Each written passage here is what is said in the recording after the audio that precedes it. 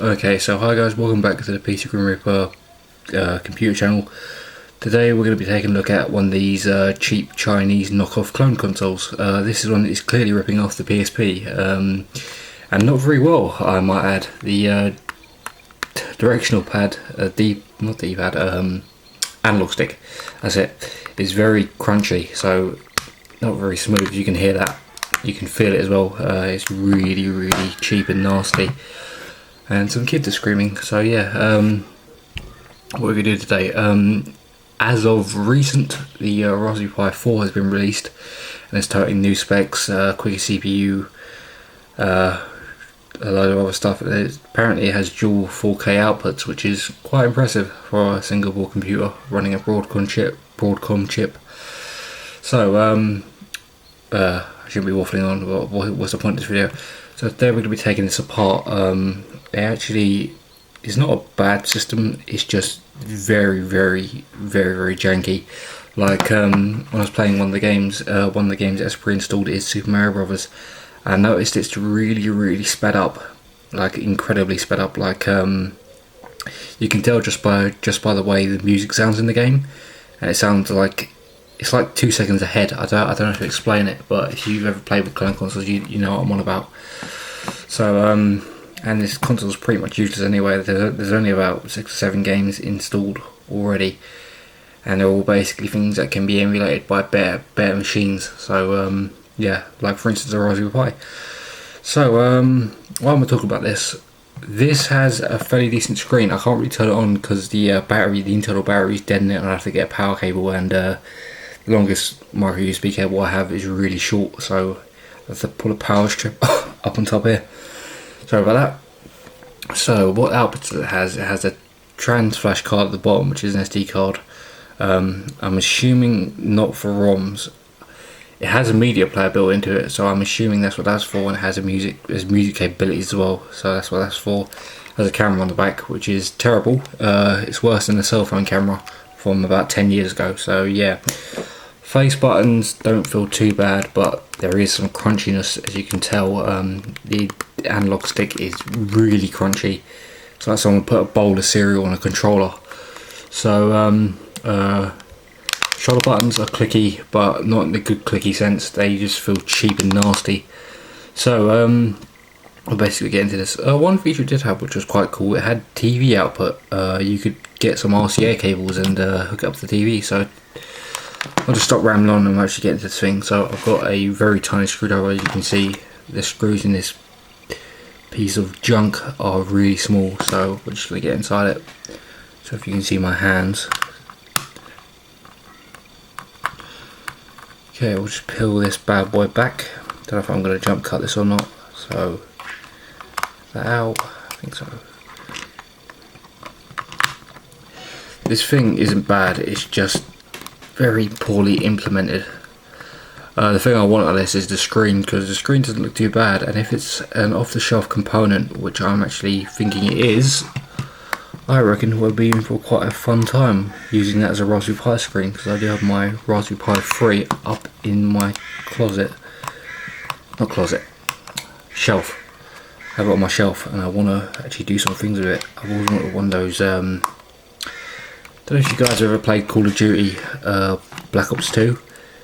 They always had these really cool wrist mounted computers that they could do stuff with, like calling UAV strikes and stuff, so I've always wanted one of them. You're going to ask, why don't you just do it with a smartphone? That would be too easy, and plus I just don't want to. I want to have a unique look, so we're going to get into this and see what's inside it. Sorry for the weird camera angle, I'm using a really small tripod because I don't want to get out my big one. So that's all the screws out. Just dump them out. Okay, so that should be 4. One stuck in there? No, that's 4 screws, okay. So we've got all the screws removed, now it should just peel apart. I want to get a spodger for this, so it should just crack open.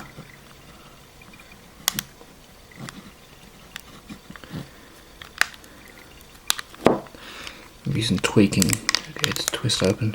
Okay, I'm just going to pull this off camera real quick as I try to understand how this thing comes off.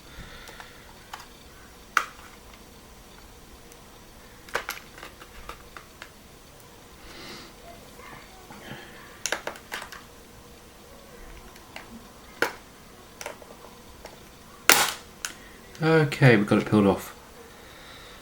Okay, so that's the back panel we just peeled off. See the shitty camera in here, which is literally just nothing. So, we're inside it. This is what inside. So I can see immediately a giant battery which is holding no charge because it's crappy. Tiny speaker and some more stuff. Let's see if we can pull this battery up. Okay, that's one of the buttons gone. This thing is so cheap and nasty, I wouldn't want to play with it anyway, so we're just going to try and get the screen. Now that's worrying me, that is, the camera, it appears to be soldered on, so I'm wondering, is the screen soldered on? So we might be screwed in this one, guys. So let me just take this off camera. I'm sorry, this is really unprofessional, but I need to peel this battery up to see if we can get a look at the screen underneath. That is, see if it's actually got a ribbon cable connected to a socket, or if it's soldered on, which would be bad, really fucking bad.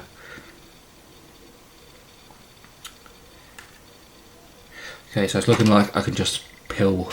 Let me just get rid of all these screws because they're getting in the way. Okay, so I'm just going to zoom in for you.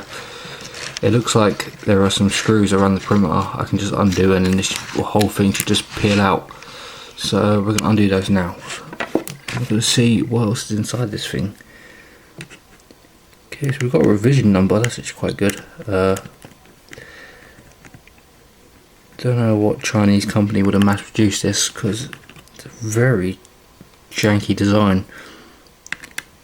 It is based loosely on a PSP, but their analog stick feels so cheap. I wouldn't confuse this for a PSP any day, and plus it says X6 on the front anyway. Did the untrained eye, maybe, but anyone else who's held a PSP, actually played one, you'd know. You would know. Okay, so we're just getting the rest of these screws out. This is quite impressive for the price it costs. I think this is about, this wasn't actually mine, it's my dad's. He bought it because, I don't know, he likes retro games, and don't think he knew what he was buying. So I'm just going to keep going, undoing these screws. These ain't the tiniest screws I've ever seen. The tiniest ones I've ever seen were in a watch, which was amazingly small. Okay, so it is looking like all off-the-shelf components. The circuit board might be custom. Like most Chinese things, I'm guessing they just came up with a template for the board and just kept going. So this should just pop out. It does. Ah, yes. Ah, that's made me happy, that has. The screen is on a socket, so that means we might be able to find a control board for this and actually use it with a Raspberry Pi. So if I just do something like this, it's going to be incredibly janky. I need to pull this off the table.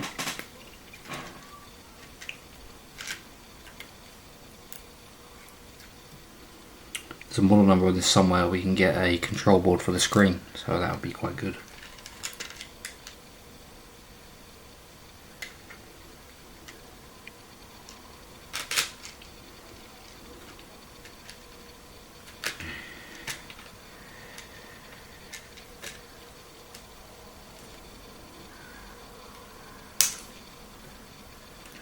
I have to be really freaking careful because I'm peeling the cable off the screen.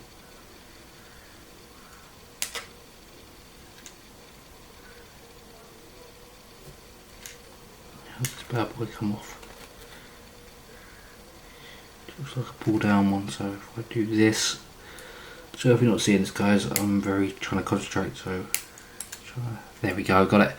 Okay, so this is the other side of the board. We've got the screen disconnected, the screen was just connected here. So yeah, as you can see, that incredibly cheap analog stick. It's unbelievably cheap. Don't know what. Oh, we've actually got to look at the chip that's controlling the games, I think. You can read that there. I might do a Google search for that and see what it actually is, but yeah. This video is a bit off the cuff, it's just weird because I'm in a new space. recording stuff. So they've got tape over the other chips. I guess they don't want you to see what they are. So this thing is incredibly cheap. So yeah. Oh, I've got a model number on the screen as well. Sorry for the cough. Not sure if you can see this, but there is actually a model number on the screen, which means we could get a control board for this. So if I just zoom in, like so, there we go, there's a model number. So we might be able to get a control board for this. So this video might not have been in vain. So yeah. Sorry, this is a bit strange. So, ew, keyboard membranes. It's the D-pad. Oh, that's why the D-pad feels so weird. The D-pad isn't one piece, it's all separate buttons. That's why it feels horrible and nasty. So, yeah, we're probably going to leave it at that, and I'll probably get back to you with an update if I actually do find a control board for this. So yeah, I'll just give you one more look at the actual thing, just because it is quite impressive to see how they've actually done this. So we've got battery there, obviously, looks like a LiPo cell. That's the D-pad. To be fair, the D-pad does look like does look similar to an actual PSP D-pad. Got bar membranes there. All in all, quite a compact unit. This is probably just an off-the-shelf part that they mass produce. So yeah. Apart from that, guys, I'll get to work peeling this screen out of the housing, and then we'll actually see if there's actually a control board for it. So I'll see you guys in the next video. And next video is actually going to be a good one, because I've been planning this one for a while. We actually have a new motherboard and a new build coming in process. So I will see you guys in the next video. Thank you for watching and goodbye.